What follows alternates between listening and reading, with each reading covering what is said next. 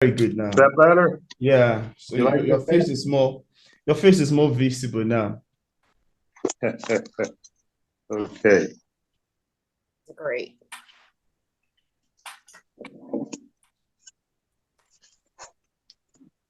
So I'm gonna wait a bit to have other people join too. You're having yeah. So everybody. How many people? Hey Peter, how many people so far have signed up for the conference? We have quite a lot of people that have signed up for the conference. So today we have 11 people that will be coming on the show. Yeah, we have 11 people. And welcome, Robert P. Grave. It's exciting to see your face again. Hi, Peter. It's fabulous to be here. Yeah, it's exciting to have you. Welcome.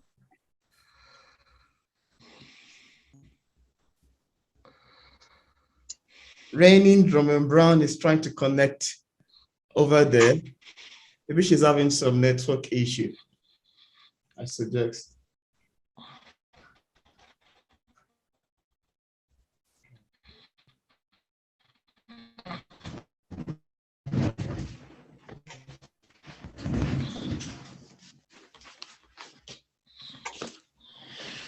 I read. Go again, Peter. The problem's has not been corrected, I thought.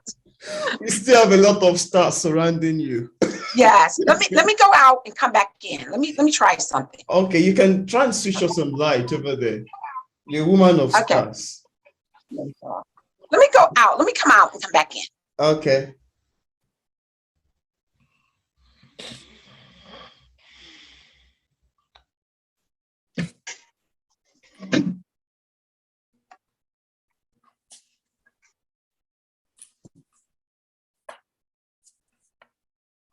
Hey Peter. Yeah. Can you hear me? Did you get my biography? Yes, I got it. I got it. Okay. All right. I didn't go into like my credentials and all that stuff because, I just figured that if someone wanted to get all that, they can go onto my webpage. Yeah, I saw the website stuff too. No, I'm still gonna add a link to everybody's, author page in the description part of the video on YouTube. So there's always. Well, thank you. That'll be very nice. Yeah. Hey, you know what you should do? Thank you. You're welcome. Welcome, I keep Madam. forgetting I'm not the only one on here.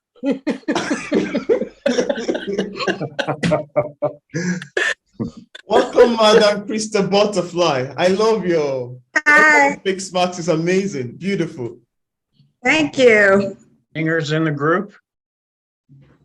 Any what? Singer? Singers. Sure, sing us a tune while we're waiting. I don't know if I want to do that right now. I'm not prepared. I'm sure it would be fine. Hey, what do you have for us? You have anything? What do I have? Yeah. I'm a writer. I have 3 books I published and then unpublished. And now I have 8 books online that I haven't published, but they're for sale on my website. And I'm trying to stay out of Amazon because a lot of stuff happened with the first publishing that I did with my 3 books that just doesn't sit good with me. So I'm trying to stay independent as an author. And I'm also a small film producer. And I just started a GoFundMe campaign to forsake hate. So in GoFundMe, if you look up Forsaking Hate, I just started a GoFundMe campaign. Mm-hmm. This is the link to it. All right. So basically, you'll see almost everything about me. And what I'm about is I'm about not hating. I'm not saying amen. Amen. I'm not saying I've never hated. I'm just saying I know better, and I've healed my traumas, and I'm all about making this a better world. So and when you know better, you do better, right? Exactly. It's Mhm. exactly. And it was actually a kick. It was a kick to me just recently after graduating college. All the kids ganged up on me.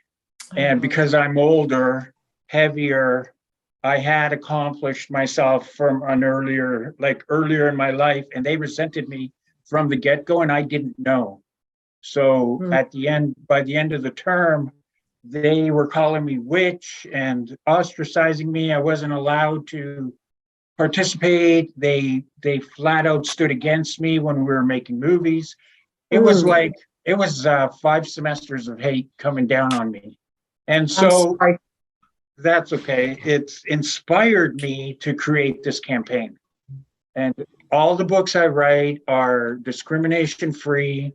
I do not perpetuate hate. I do not perpetuate killing. I think writers have an obligation to society and to people not to create hate and murders and all that stuff. And I believe it has to go into film as well. And that's I agree. We're like the gatekeepers. Exactly. And if we don't make the change in the literature and in the movies, if we don't make that change, the generations after us are not going to survive all the hate that is coming at them from everywhere. All right. Thank you so much, Mr. Thank you. So we're gonna start. We're gonna go ahead and start the Writers Conference. Sorry, Peter. Yeah, I would have to just continue and wait for other people to join in. We still have what's his name, Carl Pitt joining from the United Kingdom. We have Omar Majid joining from United Kingdom, and another author joining from Nigeria here. So they'll probably have to join us as we proceed in the conference. So I would love to welcome everybody on the show. It's exciting to have everyone on the show. It's so exciting. I'm so happy to be hosting this conference and having quite a lot of beautiful and handsome faces over here. So I'm going to first start by introducing the first speaker, author Casey Bell. And before I move into him, having him on the show to talk about his book. So proud Uncle Casey Bell has authored 2 young adult books, 3 general fiction, 3 non-fiction, 2 short stories, 1 horror, 1 book of poetry, 5 children books, 1 book of collection of art, and has produced 4 word search books. That's quite amazing. Then 22 books in total. But has no intention of slowing down. He enjoys sharing stories, ideas, and art that cares people to think beyond the box. Not only is he a writer, but he's also a playwright, a graphic designer, fine artist, and fashion designer. Thank you so much, Mr. Casey, for coming on the show. I would hand over to you to give us a speech about your book. Thank you, and you're welcome. My name is Casey Bell. I'm zooming in from New Jersey, United States, America. And I am a self-published author. I've published multiple books of different genres. Today, I will be discussing my latest series of books called American History. It is a book series for children, 9 books. And it discusses inventors, innovators, entrepreneurs, artists, athletes, and from American history of all different backgrounds. I have, as I said, 9 books in the series. It's very educational, not just for children, even though the book, I would say the illustration is probably ages 3 to 10. The information itself is for anyone. So today, being that November is Native American Heritage Month, I will read only 2 pages from the book, this one, the Native American one. And so I will say that this was definitely educational for me because most of everything that are in these books, I had no clue these people existed, and they're a great contribution to American history. It was a learning process experience for me as well as I was researching all of these wonderful people. So, amazing inventor that I have here in the book, Jim Thorpe. And so Jim Thorpe, Mr. James Jim Francis Thorpe was an athlete who excelled in basketball, boxing, lacrosse, swimming, and hockey. He played professional American football, baseball, and is the first Native American to win an Olympic gold medal for USA. He served as the first president of the NFL. In 1954, a town in Pennsylvania, Mauch Chunk, was renamed Jim Thorpe. And Maria Martinez, Miss Martinez was an internationally known artist who created amazing pieces of poetry. She was admired for her skills and invited to the White House 4 times. Her pottery can be seen in the Smithsonian Institution, the Metropolitan Museum of Art, the Denver Art Museum, the Penn Museum, and many more. Each book has either 15 to 13 different people in there who have contributed to American history. It's great because all 9 books have different ethnic backgrounds, so that way no matter your child, your grandchildren, your nephews, nieces, neighbors, children, whoever it is, they can see themselves in one of these books. And it's also a great collection so that we can start showing them diversity at home, because most children more so learn more from home than they do from school. So it's a great way for parents, grandparents, guardians, whoever it may be, to provide great collection of books for their children and their children's children, because they can pass it down from generation to generation. And that is everything. Yeah, thank you. It's quite exciting to have that from you. They sound quite intriguing to me. Now, I'd love to move into the next section, which is introducing our fourth speaker, who will be giving us a few introduction and talking about what makes a good story. So I'll be introducing Ritwin Solas-Kofi. I'm sorry if I'm not pronouncing it correctly. It's Solokovsky. You said it very well. It's good. Yeah. No, so my name is actually Dimitri, but my company's Ritwin Writer. And it was originally going to be Ritwin Writer, but because of the kids at college calling me Witch for 5 semesters, I changed it to Rich. So WRITCH, I'm going to use their hate to grow my company. Basically, it's turning a negative into a positive, and I do that a lot. So that's where the company name came from. You want me to talk about my books real quick? Yeah. This book I sent to Peter already in an ebook. So Peter has it. If anybody wants it, get it from Peter. He'll give it to you for free. Okay. And it's all about healing the traumas in our lives, using whatever means necessary.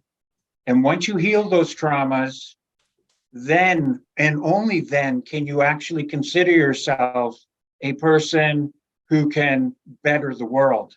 Because if you're still living in fear from something that happened to you as a child, you will perpetuate that fear forward. But if you heal yourself, you're not perpetuating anything but love. So that was that book.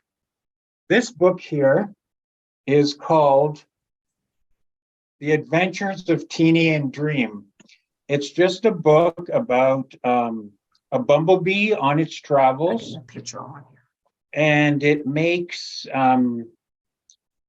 it breaks the myth that we all want to be like somebody else, but we don't really know who we want to be like when we're saying we want to be like this person and that person. So through a bee's perspective, this bee experiences. Am I still with you? Yeah, we are with you. We're hearing. Oh, okay. Sorry.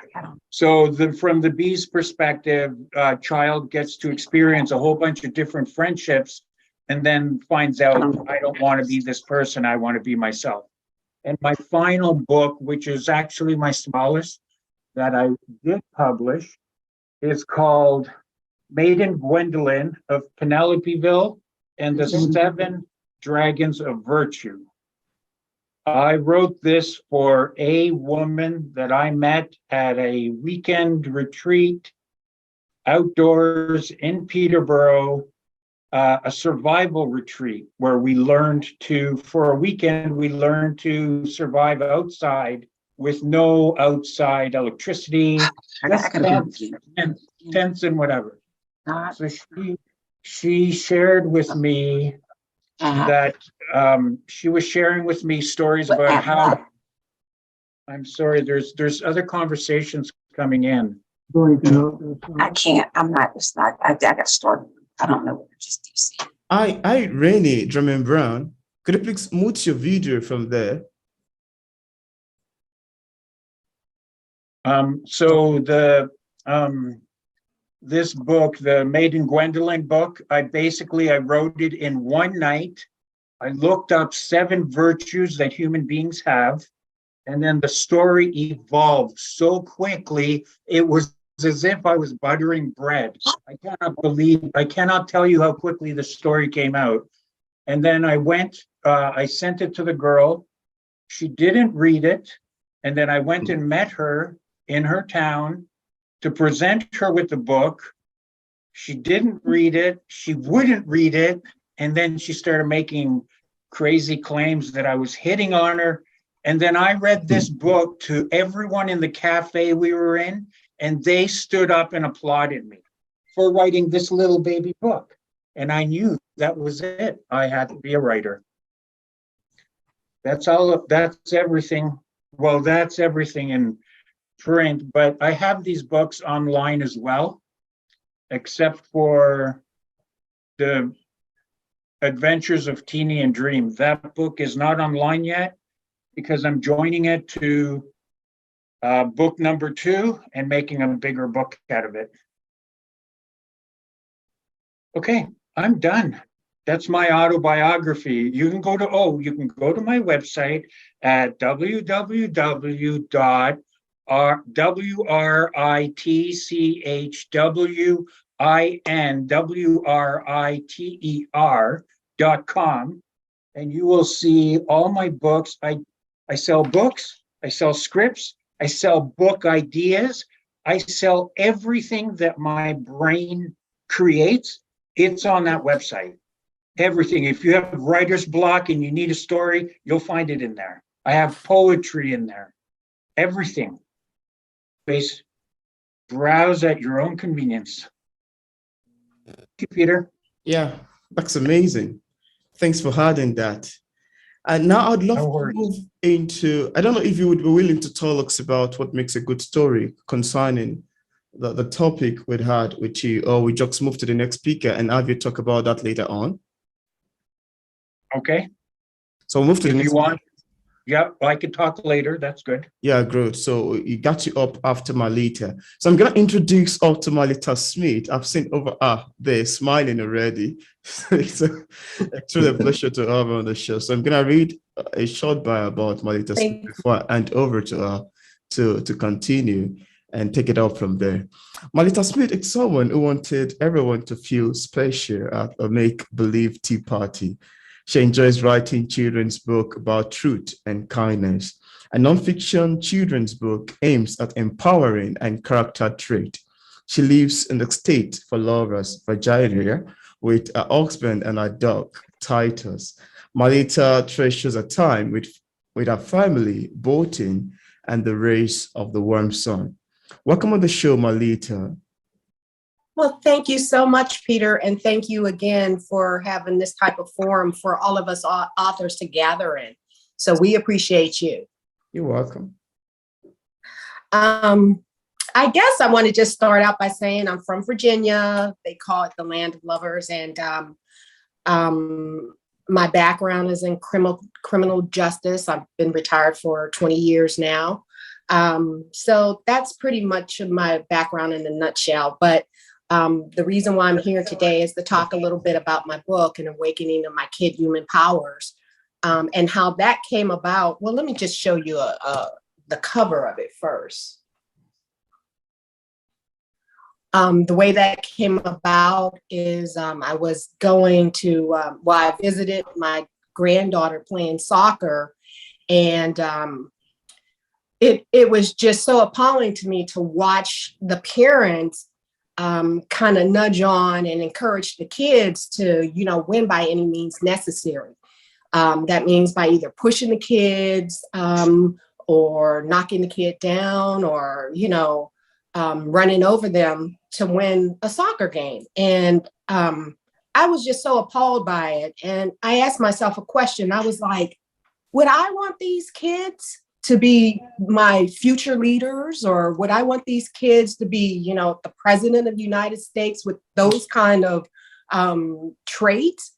And my question to myself was no.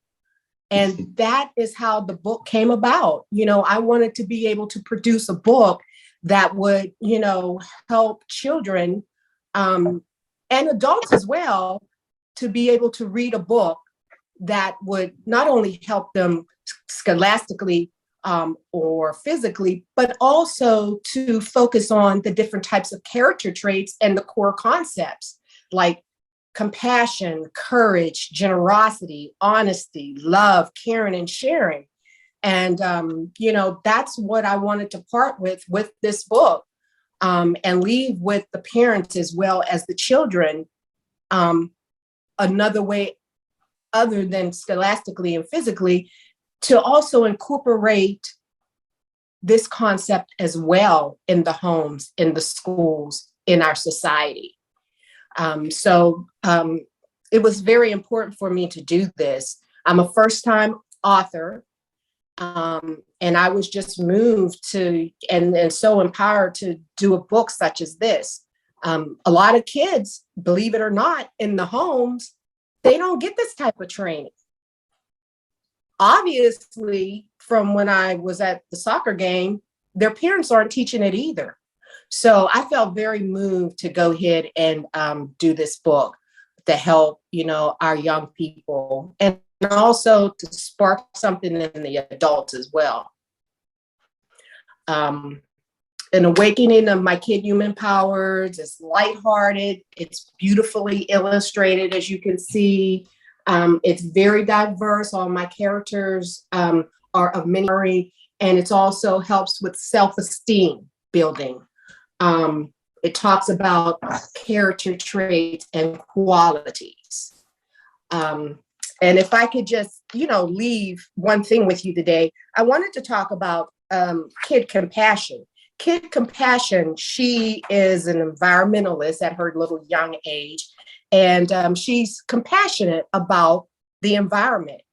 And in the book, she states, save our planet, save it now, clean our air, make it smile, keep our trees and let them grow. Please, won't you please show concern? So that is, you know, just one of the many characters in the book. It speaks on, like I said, generosity and love and caring and sharing, just the core concepts. So if you're interested in you reading more about that, you can visit me at www.marlitasmith.com. I have trailers on my webpage, and it kind of gives a little description about me as well. One of the other things that I wanted to talk about just before we leave is just some of the ways that I promote my book. You can find me on Amazon, Barnes & Noble online, Target online, Walmart online, Google Play. So, you know, just if you're interested to get a book for kids age 3 to 10, or if you want to, as a stocking stuffer, to pass on to a friend for kids 3 to 10, it's a really good book. It really speaks to your soul. And I think it would really help some young kid that doesn't get that in their home to be able to, you know, read up on it and gather some of these core concepts. Thank you so much, Marlita. That's fantastic to listen to. Thank you, Peter. Yeah. So we're moving into the next section with Dmitry Solaskovsky, who will be giving us a speech and what makes a good story. You know, I'm curious, and everybody will want to learn what qualities and features should you look out for while writing story. And he'll be taking us on the topic, what makes a good story, for 15 minutes. So, Solaskovsky, I'm good. And over to you. I don't know if you're ready over there. Are you? I'm here. I heard everything you said. 15 whole minutes to write a good story. Well, if we can answer the who, what, where, why, and when, we're all writers. But that's just, we're writers. I think there's a worldwide dilemma that we're stuck in this idea that writers are famous still, that we're owners of the world, that we've got these magnificent lives, and that we're up there with all the movie stars. But those days are long gone. Right now, I think that the greater part of the population is writing. And that's a good thing because people are starting to interact and share their experiences. So anytime you can get into your experiences, you start to become a great writer. So like there are writers, you go to kindergarten, you go to grade 1, you write your name, bang, you're a writer. Get your parents to publish everything you do as a child. You're a writer. But to make a great writer, when you start to join your life experience and your imagination to what's happening outside of yourself, and then you create a story and you share that story that causes interest, that creates more story writing, then you're like a fantastic writer. So basically, sorry, I'm just checking out my notes. So when you're a writer, it's important to live in your own world. Honestly, if you try to be someone else or copy someone else, your writing will suffer because you will be denying the world the greatest asset of your writing, which is you, right? So it's the contribution of joining your own creativity to this writing that is actually what creates your audience.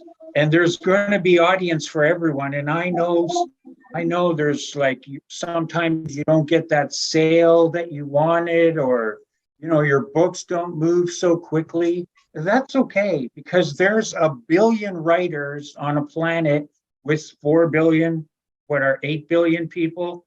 I don't know how many billions we have, but there's a lot of writers. And when you think that you're writing, you've done a great job, you have to also consider, you have to advertise and promote and do all these other things. So like, you know, a writer is only as strong as the full package. So writing to me is absolutely the easiest part. And promoting and advertising your writing is actually becoming recognized in the world that you're trying to reach. That is even more challenging than writing. And yes, I understand people spend lifetimes, you know, expressing themselves and expressing, you know, all their passions and everything they've gone through in life and how they felt, so other people could relate to that. But that's not the end of the story. It just isn't. You need to be more interactive. This new world now has taught us that interaction is the only way to go, like the only way to connect to your audience. And so when I say that to be a great writer, you need to apply these 3 ingredients. Focus on yourself, focus on your medium, and focus on your audience. And that's it. If you can master those 3 things, everything else that you want will come to you. So an example of not focusing is when I'm writing and suddenly my phone dings because someone on Facebook liked one of my posts. And then I distract myself from what I'm doing to go answer, you know, a post or go see what they did. That's a distraction. And writers need to spend their quality time with themselves and with their thoughts. Now, for myself, I don't know if I'm different than everyone else, or maybe we're just all the same, but I have never not had enough to write about. I mean, I could just sit outside and see a kid walk by, and automatically there's an entire story formulating about everything, and it has to do with observing your surroundings and how you interact with them. And I use a lot of spiritual things when, like, earthly things. I don't know if they're spiritual, but earthly things when I write. Like, I don't know if anyone's heard of Ted Andrews' Animal Speak book. It's a book that talks about what the animals represent that we see in our daily lives. It's monumental to creating characters in that. Or if you've ever been to caballarians.com to find the energy to a person's name. So if you're building a character in your book and you want a strong masculine character, you would go to caballarians.com and you would say, okay, I need a strong name for my character. And then that way, not only is the strength of the name, the spiritual energy, everything is inferred in your character, and you can really build strong characters. You can build strong surroundings, sets. You can build everything. The more focus you put in on your topic of writing, then I believe that makes us all great writers. And the successful writers, I'll tell you who they are right now. The ones that believe they are. That's it. If you believe you're a successful writer, you are. And that's all there's to it. You can't allow someone else's opinion make you any less than you make yourself. Mm. So how, or do I have 6 minutes out of the 15? Yeah, thank you so much for the speech. It was quite amazing. And thank you for teaching us what makes a good story. So the next speaker is Terry Lister. I'm going to be reading out a short bio for you to have an idea of who Terry Lister is. Terry Lister is a traveler and a writer, but he wasn't always. Previously, he was a partner in Delio's accounting firm, a minister in government of Bermuda, and a realtor. But he always wanted to be a traveler. So in 2014, he retired at 60 and has been a solo traveler since. He's on the road for 8 weeks, then home for 8, and then off again. When he retired, he had been to 48 countries, but since which he has been to 50, spending between 1 week. Eventually evolved into me writing. It then evolved into me writing the books that I've written. I have 3 books. The first, well, 5 books really. 2 are short reads that are only on ebooks, but the other books were, first of all, immersed in West Africa. That's this book here. This book is about the journeys in the countries of Senegal, Mauritania, the Guineas, and the Gambia. Very interesting places, not traveled very often by people from the West. The next book I wrote was called The New Day Dawns. And this book, the title was chosen because it's about Liberia and Sierra Leone, as well as Ivory Coast and Ghana. The first 2 countries you'll recall, or you may not know, but the first 2 countries were very heavily damaged by civil war. And they're just sort of coming out of it. And so we picked the title as A New Day Dawns as a new way forward for these countries. I've written 2 short read books, one on Senegal and one on the Gambia. And most recently, I just completed my 5th book, which is hard to see there, but it has lots of pictures on the cover, and it's called Peace, Joy, and Love, Christmas Across Africa. And it tells the story of Christmas traditions in 17 different African countries. The thing that I think is really unique about this book is that while Amazon has some 48 million titles, when I was doing my research, I found that there were only about 5 books that have been written that look at traditions across a country or across a region. And so by doing this book, we got a good look at, I guess, about a third of the countries in Africa.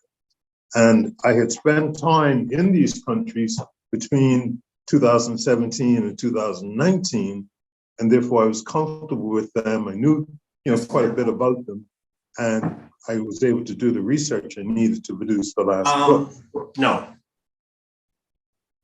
Oh, sorry for the interruption coming from Martin and Alton. I'll probably have to mute him. Please go ahead with your speech. Oh, okay. What I wanted to do in my case and with my writing was to support the travels and to share the experiences. That was my real goal. My goal is not to make a lot of money or become super famous as a writer. It's really to get people in the West to appreciate conditions and standings in Africa. There's a heck of a lot of misinformation today still, and beliefs that people have in the West about Africa that simply aren't true. And so I travel as a sort of a man in the street. I travel in jeans and t-shirts every day. I look as relaxed as anybody else could be. I do not do tours unless what I'm trying to do can only be accomplished through an organized tour. For the rest of the time, I'm on my own, observing. When I first started traveling, I used to plan and pack a full day. And then I realized that I needed to stop that, put in a certain amount of things I'll do, but leave a lot of free time for what just happens. And I find that free time of what just happens is as valuable as the organized things I'm going to do. The biggest challenge for me is at this end of it. Having written the book, getting people to buy it. And that doesn't mean that if you approach people, they won't buy it. What I mean is there's so many books out there, getting your book to the top, getting your book where people can see it, where they can read, just be exposed to it is the real challenge. And what I didn't know was that of the 30 genres, travel is number 27. I thought travel was something that everybody liked and travel books just flew off the shelf, but it's the exact opposite. People like a lot of other things, and so it takes a lot of effort to ensure that the travel book is out there and seen. And so I spend a lot of my time in this back end rather than the front end. Well, I really wanted to talk about what I was doing and all, but with the books themselves, really it's a journey. That's the thing. It's a journey. It is going in, observing, and writing about it. Much in the same way as people like Levison Wood or Bill Bryson, these sort of fellows. It's the same sort of thing, but only mine is targeted to ensure that we're giving as accurate a reflection of what's going on as possible. And that's my goal, to reflect what I see and share it. That's great. Thank you so much for talking about your book and adding it to the list of amazing books we've got on the show. So I'll be moving into the next speaker, which is Renee Dramion Brown. I'm going to be reading a short intro about her for you to have an idea of who she is. She will be giving us an open discussion on how do authors become a bestseller. I've been curious about that because I'd love to become a bestseller too. So it's going to actually be a kind of an open discussion. Wouldn't we all? Yeah, I think everybody would love to become a bestseller. So yeah, she will be putting up the question for us and letting us. It's a kind of an open discussion actually, where everybody can actually bring in their ideas on how authors become a bestseller. So I'll be reading the bio of Rennie Drummond Brown.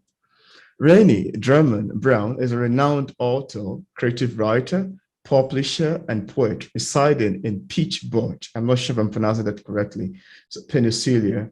She holds a Master of Arts degree in creative writing with a concentration in poetry from Chatham University.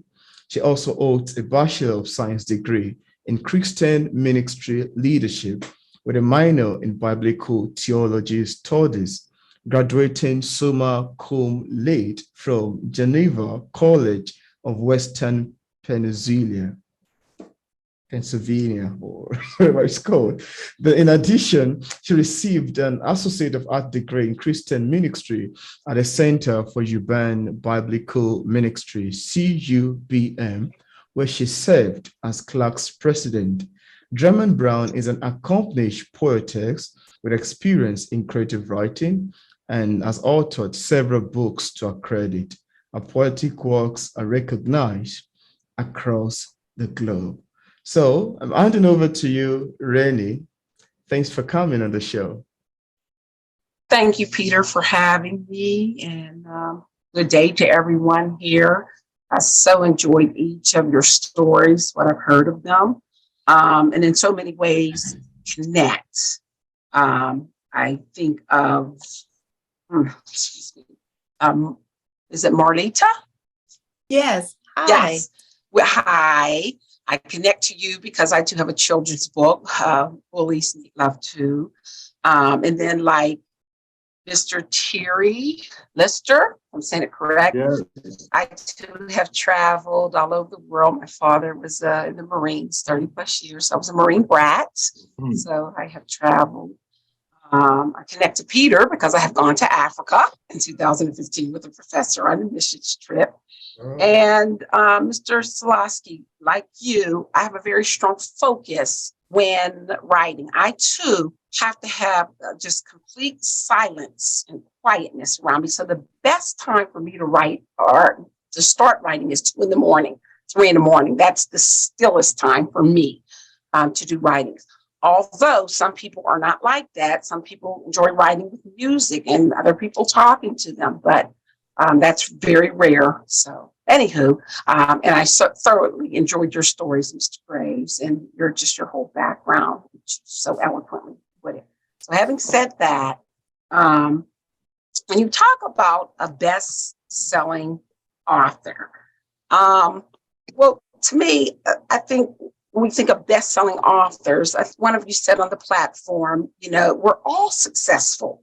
Just the fact that we put the book out there, I think sometimes we get hung up on things like that being a best-selling author does not make that person to be a better writer. It just means that their materials are out there, some kind of way. When we think of materials getting out there, we have our digital platforms today. We have our marketing services that we can use. There's so many tools we can use to get our material out there. But the bottom line, I think, as an author of 40, I believe 5+ books I have to date, is getting your material out there and doing the best that you can do, right? Being creative as you can be in that piece that you're getting out there. Not so much get hung up in being that best-selling author or being the best writer. Know your story, own your story, believe in your craft and what it is that you write about, and put that out there. To me, that makes the best-selling author. It's within. I don't think we should focus on numbers, stats, more so to speak. Although, like Peter said, we all want to be that best-selling author. We would like our material out there.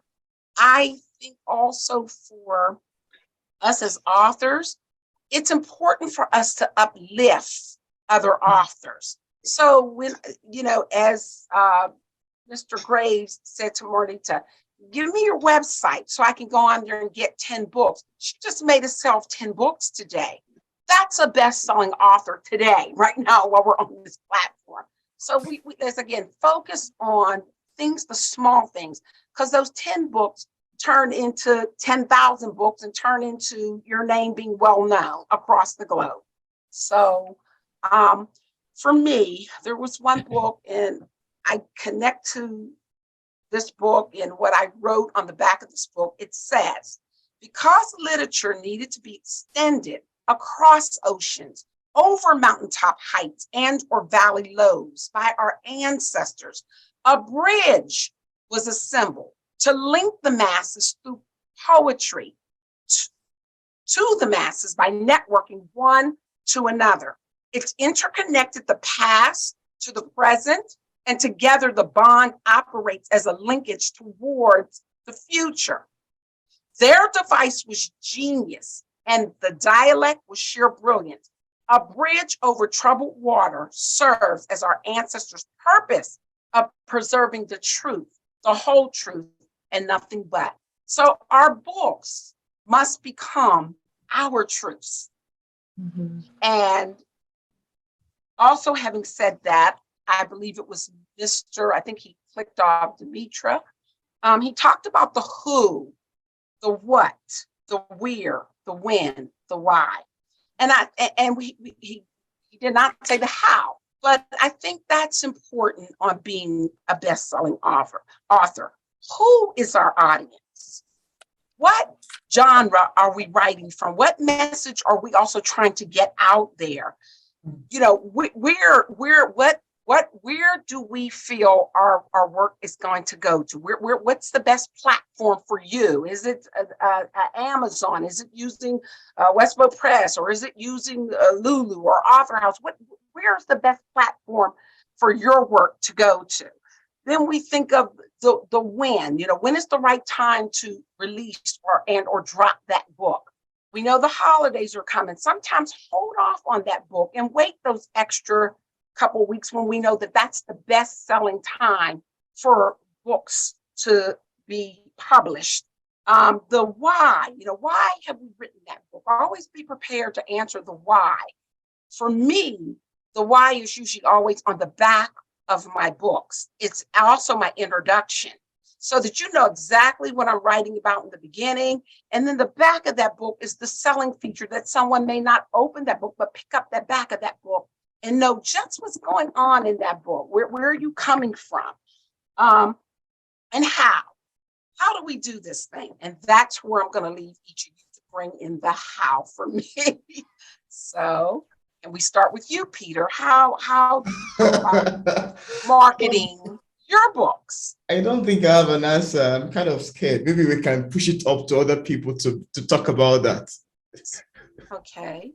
Anybody would love to add their own opinion on what they think would make a bestseller, and according to your question.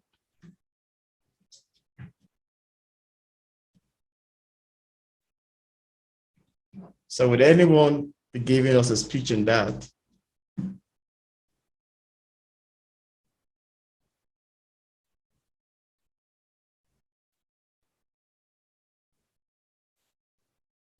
Uh-oh.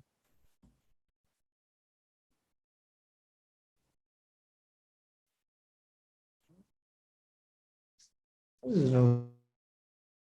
How do you market, Okay. Mr. Graves? How do you market your books? Marketing has been a challenge. It has not been easy.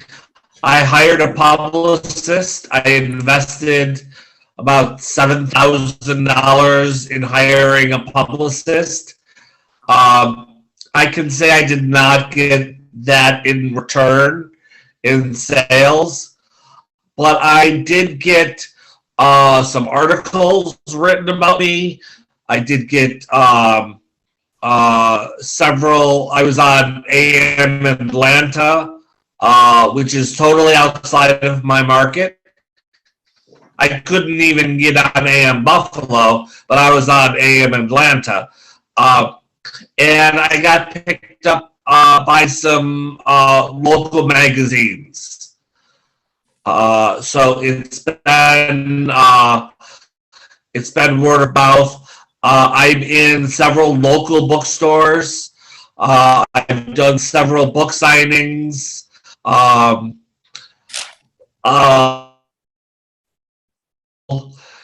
Is to use my book as a platform to become a mental health advocate and speak to high school and college students and use my story to advocate for acceptance of mental health conditions, because in schools it's so hard. It is so hard to be a student struggling with mental health. I did it for 12 years, and it's just so hard. So, I want to encourage, use that as my marketing platform. I want to use my voice as my marketing platform, and hopefully that'll turn into sales. I think one area you missed, you spoke on marketing with, I guess, a marketing service, and you didn't get the return of your monies, and you spoke about schools and other platforms, but you didn't speak of the healthcare. That's where your marketing probably should focus. I totally failed to mention. So my primary care physician bought my book, and I go to a very large healthcare organization. She bought my book, loved it, because I actually mentioned her in the book and how she saved my life by asking the questions that needed to be asked in my first consultation with her. She gave the book to the president of the primary care practice, who then bought 30 books for his staff. So that was a great win for me. But now we are looking for grants so he can buy 3,000 copies of my book to give to patients. And while another thing that stuck out to me, that something that Peter did that was just brilliant, Peter took his book, if I may, The Escape from the Unseen Dungeons, A Cry for Mercy. Peter took this book and he reached out to me and he mailed me the book. Well, I was in the middle of tons of projects, but I kind of started thumbing through it. And little did he know that was a marketing strategy all in of itself, because then that made me keep reading and keep reading. I couldn't put the book down. Peter asked if I would write a review of the book. Well, I thought, I'm not going to just write a review. I'm going to write a critical review so I can tell him what's wrong with the book. The book was awesome. Not very many critical points I can make against the book, but I did find one, but very, very minor. I said that to say some marketing strategy right there. That doesn't cost you. Writers, writers, right, we have writers right here on this platform. Just taking that book and getting that book to an author, sometimes it's in an exchange to say, hey, I'm sending this book to you. Would you mind doing a critical review on this book and shipping me a book? And I'll do a critical review on yours. We're writers. In addition to writing my critical article for Peter's book, the review, I then submitted it to a couple of magazines. It has been published in the Raven Cage Vine magazine by a dear friend of mine, Jerry Langdon, who's the publisher of that magazine, online magazine. So Peter was quite surprised to see his review not only written, but to be published. So these are some things that we also can do in terms of churches reaching out sometimes to local churches and that. It doesn't have to be just a spiritual book. They have other events sometimes that go on, approaching them. Maybe they have summer, they workshop for youth. They have biblical vacation Bible studies, things like that. We can learn to reach out to other platforms that, you know, that we wouldn't have thought of before. Those things like that helps, is what I'm saying to you. So I'd like to move on to Terry Lister about how you market your book. And thank you, Mr. Graves. Well, to be honest, so we're sitting out here on a tiny little island with 60,000 people. So marketing the book across the island is pretty simple. Yeah. And really, to me, it's a small part of the picture. Yes. I would like to think that the sales that I can generate in Bermuda at the end of the day will be 1% of the total picture. And if it was, I'd be smiling all the time. Locally, we have good success. I know a lot of people know me, and I build up a list of people who we talk to regularly. And when the books are coming available, I will write to them on Messenger and this sort of thing. I run a Facebook page, a personal page, and I run a page for my books. On my book page, I post 5 times a week, minimum. And I tell stories about the places I've been to. I boost the pages and send it elsewhere. We get incredible amounts of likes. And so there's always a lot of interest. And when the books come, we move them pretty quickly. Internationally is where the challenge lies. I advertise on Amazon, and it's not very successful. We do other things like making little presentations and stuff like that. And to be honest, the success we're looking for hasn't come yet. We will continue. We try a lot of things. One thing about me is I'll look, I'll listen, and if there's something to be gained from it, we'll take it.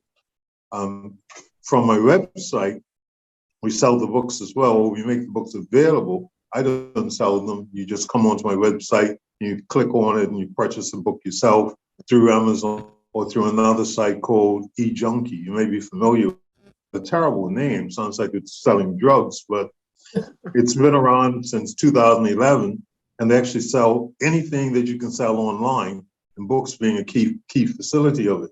So it gives me the option to have a reader come and say, well, I can buy from Amazon for this price, or I can buy from eJunkie for this price. The eJunkie price I always set lower, and whatever the customer pays for the eJunkie book, 90% comes to me.